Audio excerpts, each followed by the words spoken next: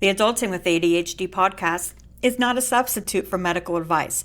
Please see a medical professional if you think you have ADHD or have ADHD and need additional assistance.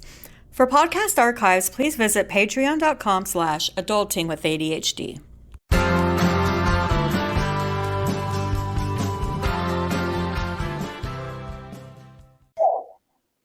This is the Adulting with ADHD podcast, self-empowerment for people with ADHD. Today I'm excited to have with me Dr. Shirley Hershko. Dr. Shirley Hershko is an ADHD expert, lecturer, and researcher at the Hebrew University of Jerusalem, dedicating her career to understanding and addressing ADHD. She also is a certified diagnostician and therapist and developed the Just a Moment time management method for attention challenges. Welcome to the show. Thank you, Sarah. I'm happy to be here. To start, could you tell our listeners about your work and what led you to this line of work? Of course. My journey into the field of ADHD began during my undergraduate studies in psychology, when I had the opportunity to complete a practicum working with people who had ADHD. The first person experience was really eye-opening. I saw tremendous positive impact that the right intervention and support could have on daily life, academic achievement, and confidence. Working with this dynamic and joyful population, I discovered not only the challenges that ADHD presents, but especially the unique strengths that these individuals display, such as creativity, resilience, humor, and boundless curiosity. So I became deeply inspired to dedicate my career to understanding and empowering people with ADHD. And after graduation, my personal connection to ADHD deepened when I started my own family. I married and later became the mother of three wonderful daughters, all of whom were diagnosed with ADHD. And watching them grow, I firsthand the daily realities of living with ADHD, the hardness, but also the incredible talents and spirit they possess. In navigating school systems, emotional ups and downs, and social situations with my daughters showed me how important it is for families to have reliable guidance, practical strategies, and a source of hope. And in addition to my journey as a mother, my personal and professional perspectives on ADHD were further shaped by marrying a partner who also has ADHD. And this brought the dynamics of ADHD directly into my relationship. And over time, I realized that certain behaviors like forgetfulness or seeming inattentiveness were not signs of a lack of care, but rather symptoms of the condition itself. This insight was tremendous for our marriage. Understanding that these challenges stemmed from ADHD allowed me to approach misunderstandings with empathy and patience. And Okay. so it became clear that education and awareness are vital not only for individuals with ADHD but also for their loved ones. So actually, this personal perspective continues to inform and motivate my mission every day. And I think the core of my professional work today is providing ADHD diagnosis and assessment to people around the world. I'm aware of the significant obstacles many face in accessing high quality evaluations, whether they're to financial challenges, long waiting lists, or the difficulty of finding thorough and persuasive assessments. So I believe that an accurate diagnosis is the critical first step in any life-changing process. It not only enables people to finally understand their own experiences, but also opens the door to tailored interventions, effective support, and improved quality of life for both individuals and their families. And Mm. in addition to my clinical work, I am the author of the book Making Sense of ADHD. The book was written to break down the complexities of ADHD in an accessible, research backed, and compassionate way. I have received feedback from many readers who say that it gave them the clarity and confidence to seek help, advocate for themselves, and support others. Because understanding what ADHD truly is, its neurological basis, its Mhm. manifestations, and its strengths, is crucial for breaking stigma and enabling individuals to grow rather than simply cope. And finally, my commitment to research driven practice is fundamental to my work. I have been actively involved in research studies focusing on ADHD, and I prioritize staying up to date with the latest scientific knowledge and clinical approaches. Whether I'm evaluating a client, developing new interventions, or updating my educational materials, I make it a point to rely on current evidence based information. If you're listening to this show, you get how stress and overwhelm can wreak havoc on your life, and how sometimes the issue runs deeper than that. That's where ADHD Online comes in. They offer a thorough, clinically backed assessment that not only checks for ADHD, but also screens for anxiety, depression, and more. To save $40 and to get on the path to relief now, visit ADHDonline/adulting with ADHD and use promo code adultingadhd40. Thank you for sharing that background, and I love the framing of that. My next question, we're going to be talking about generative AI. And generative AI is a double edged sword for ADHD, acting as both a powerful tool and a potential rabbit hole. What is your top advice for using AI effectively without getting lost in distractions? Okay, it's an important issue. Generative AI presents a dual nature for people with ADHD. It can be an incredible productivity, but also a source of endless distraction. On one hand, AI can automate repetitive tasks, give information, suggest schedules, and provide real time reminders.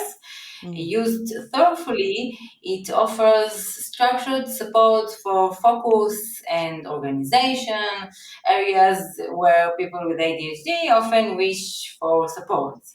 But yeah. on the other hand, AI platforms are designed to be engaging and open ended, making it easy to lose track of time and original Mm, intent, especially when curiosity and novelty seeking are mm, prominent as in common in ADHD.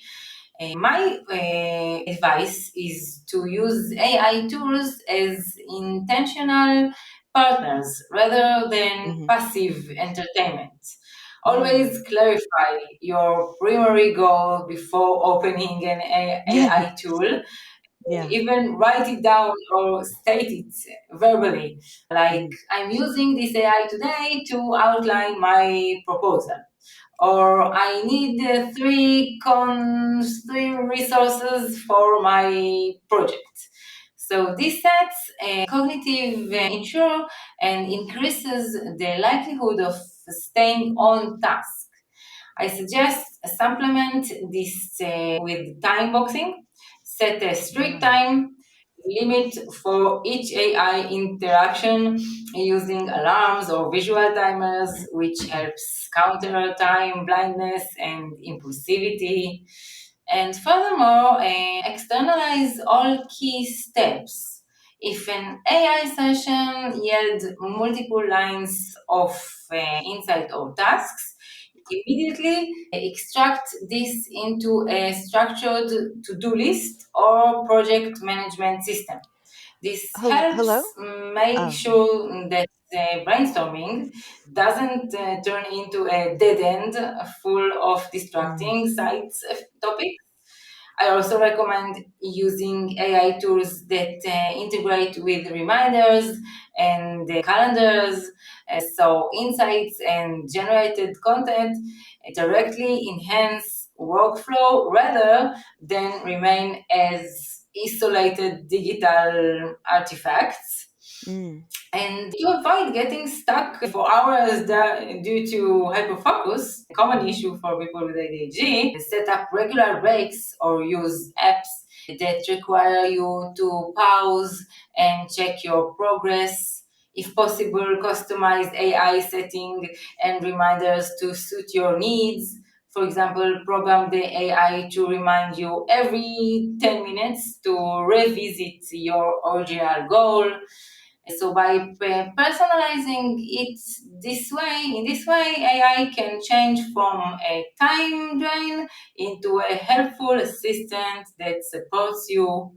And finally, regularly check how you use AI.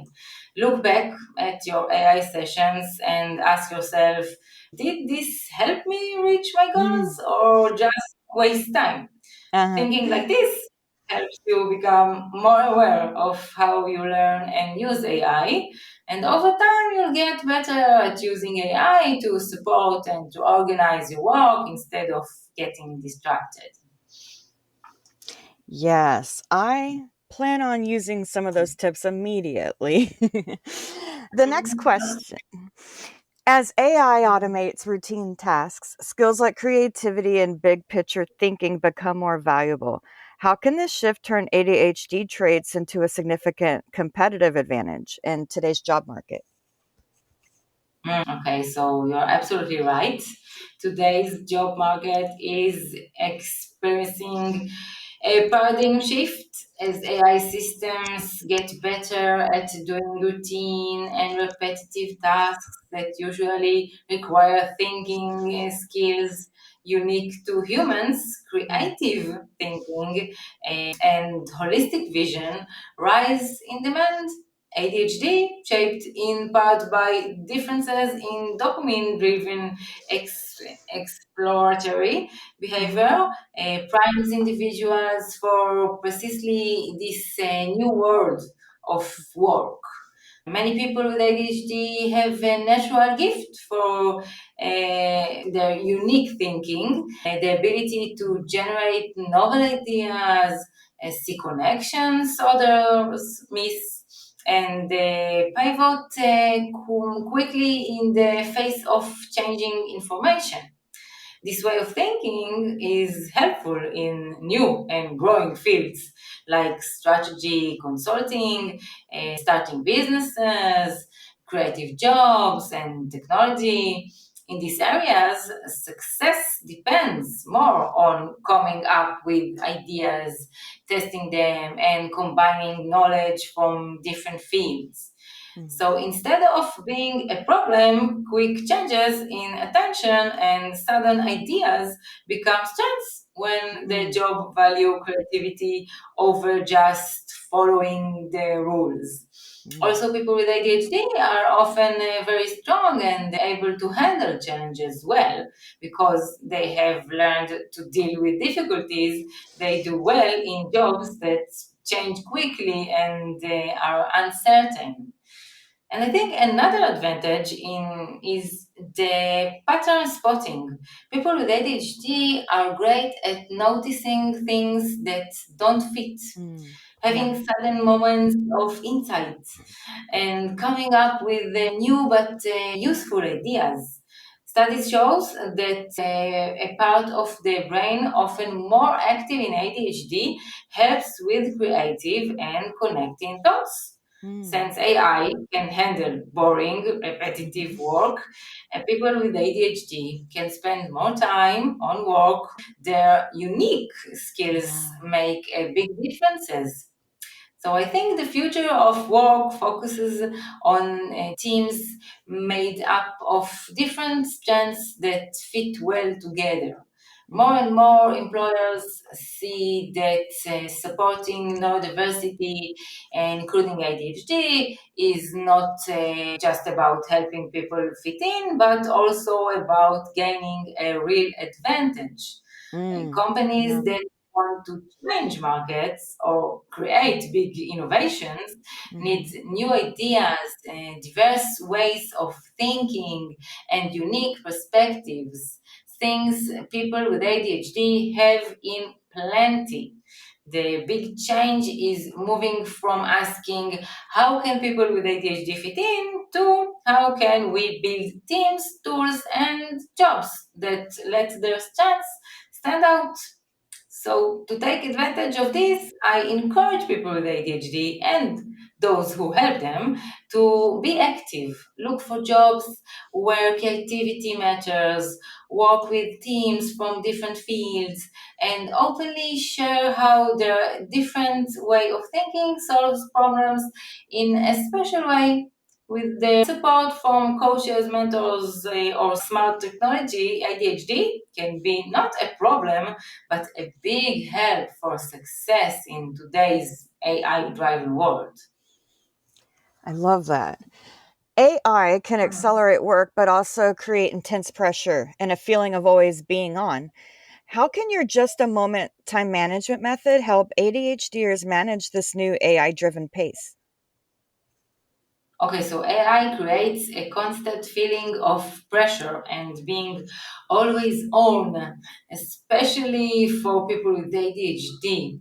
The quick pace, endless notifications, and demand to respond immediately often make it hard to disconnect or focus on what really matters. This non-stop flow can be exhausting and Mm. overwhelming, leading many people with ADHD to feel digitally drained, anxious, or lost of multitasking. So Mhm. my just a moment time management method was made to answer exactly these challenges.